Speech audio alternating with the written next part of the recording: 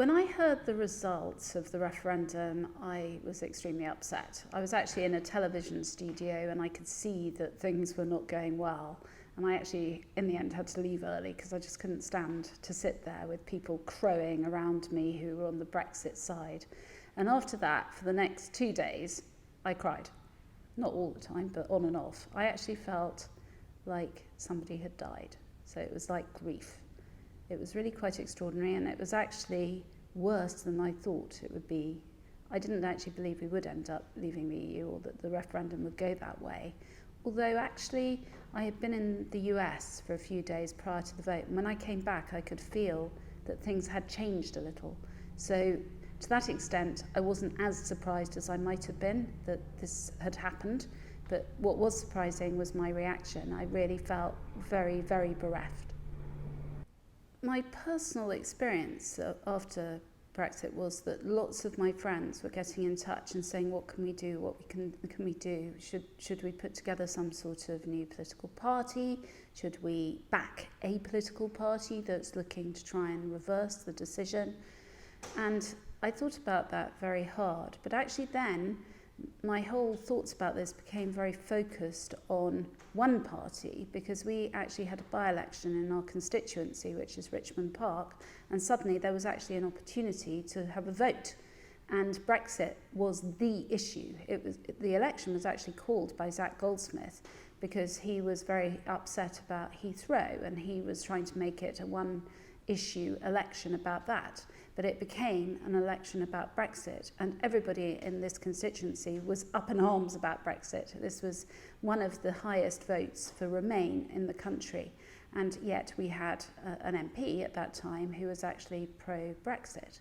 So that was really interesting, and as I walked around the streets, I did various bits of canvassing with the candidate, Sarah Olney, and we went into shops and we went and talked to people in their houses and just generally on the high street. And everybody was of one view that we spoke to. There was very little dissent. And as a result, she was able to overturn Zach Goldsmith's very large majority and get elected as the MP for Richmond Park. And during that experience, I realised that there was a huge amount of feeling of despair and upset about what had happened, and that people did want to try and do something to change it. They didn't feel that ticking a box that said remain or leave really explained what they really wanted to do. And a lot of them felt that there should have been more wording on the ballot paper, more explanation about what might happen if we leave. So, for example, many people do not want to leave the single market and feel that that wasn't on the ballot paper. It's now 11 months since the vote. And if I had to sum up how I feel in one word, it would be desolate. Some people think that the result went the wrong way, in inverted commas, because people outside of London felt left behind and that there was a liberal elite that was in control in London and the South East. But actually, I think it's rather more complex than that and has a lot to do with globalisation. Over the last few years, an awful lot of retailers have moved their clothing production, for example, from the UK to overseas. So Marks and Spencer's, for example, used to use in its marketing campaigns 20, 30 years ago that 90% of what it sold in its shops was actually manufactured in the UK. Now, I would say that virtually nothing is manufactured in the UK of the M&S range of clothing. And that's because there has been more and more demand from consumers to buy clothes at lower prices. And so clothes are now made, as we all know, in China, the Philippines, North Africa, anywhere but the UK. And so all those jobs that used to be there years ago when I was analysing the textile sector, I used to go and see little textile companies all over the north of England, and also a lot in Northern Ireland. There were several M&S suppliers in Northern Ireland making shirts and T-shirts and things. All of those businesses have now gone, and all of that business has now gone to other parts of the world. So my very strong view is that we have two ways that we can influence the way the world goes. One is in a democracy by voting. The other is as a consumer.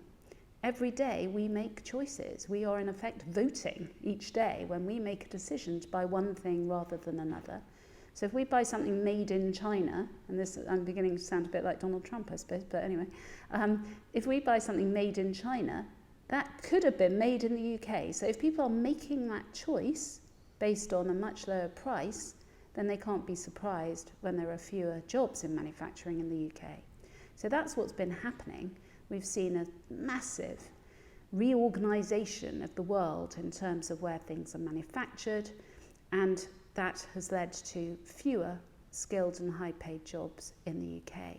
More and more people are ending up working as couriers or in coffee shops or doing relatively low-skilled jobs, because those are the jobs that have replaced those more highly skilled jobs in manufacturing. So this is a big issue. And it's clearly not just an issue here, it's also an issue in the United States and the rest of Europe. And indeed, I think there's going to be a third wave. Another industrial revolution is on its way, which will see things being manufactured not by Chinese people, but by robots and using 3D printing. And when it comes to things like taxis, a lot of taxi drivers in London voted for Brexit because they said that Uber was a threat to them with lots of foreign drivers. But both the foreign drivers and the black cab drivers will probably be replaced by driverless cars before too long. So there's another industrial revolution coming, and I think we need to think very, very carefully about the implications of that, because there is a limit to the number of nail bars we can have.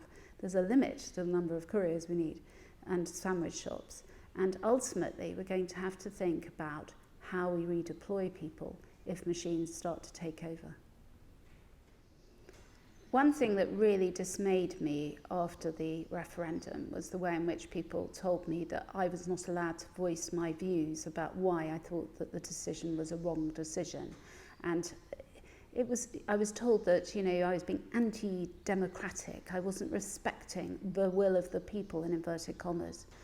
But 17 million people voted for Brexit, and there are 65 million people living in this country.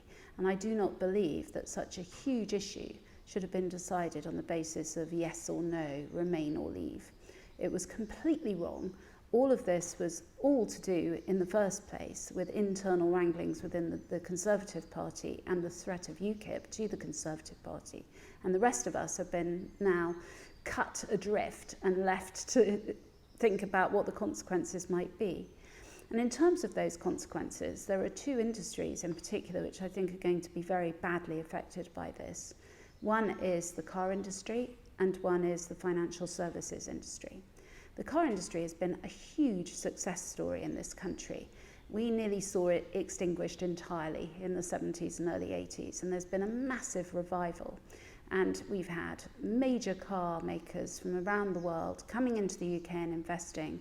The Japanese in particular, Nissan and Toyota, but also Tata, buying Jaguar and ploughing huge amounts of money into other brands as well, luxury brands in the UK.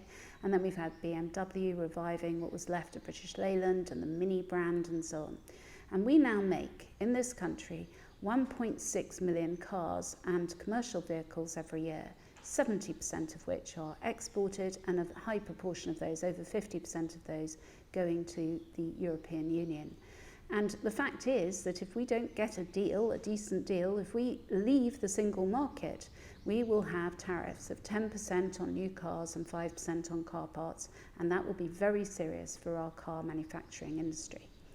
The other industry, financial services, is one that I've worked in for 35 years, and it is essential from the point of view of financial services that we remain in the single market. So some senior bankers have told me that they will be taking people to Europe, to Dublin, Paris, Madrid, wherever, Frankfurt. But others have told me that actually they'll just take senior people back to New York. And this is going to be extremely detrimental to the London economy. That will then have a ripple effect on the whole of the UK economy. And I think we just need to remember where we've come from. If we go back to the Britain of the 1970s, it was in a terrible mess.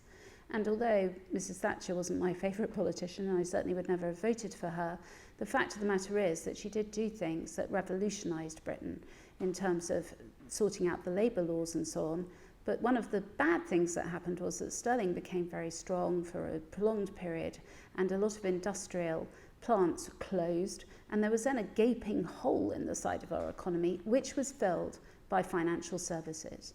And to an extent, that was luck, because we spoke English, and I wouldn't underestimate the importance of that with American banks. We're also in the middle of the time zones, and so London became the obvious place for major banks to actually put down roots. And those roots are now very, very deep. They've been here for many decades now and feel a strong affinity with London, which is the world's financial centre currently. But now we risk undermining that position and becoming second to New York and possibly third to somewhere else if we're unlucky because of Brexit. And leaving the single market could be extremely detrimental to our economy. One of the problems, I think, is that there was an awful lot of scaremongering at the time of the referendum. And a lot of people were thinking, well, everybody said the world was going to come to an end financially the day after the vote. And that hasn't happened. So obviously that was lies and rubbish. But it's not, actually. Ultimately, this will be financially extremely detrimental to our country. But it's not something that happens overnight. Economies are like supertankers. They don't just turn on a sixpence. It takes time, and indeed we're going through a negotiation which won't come to an end for another 18 to 23 months or whatever it is that we've got left.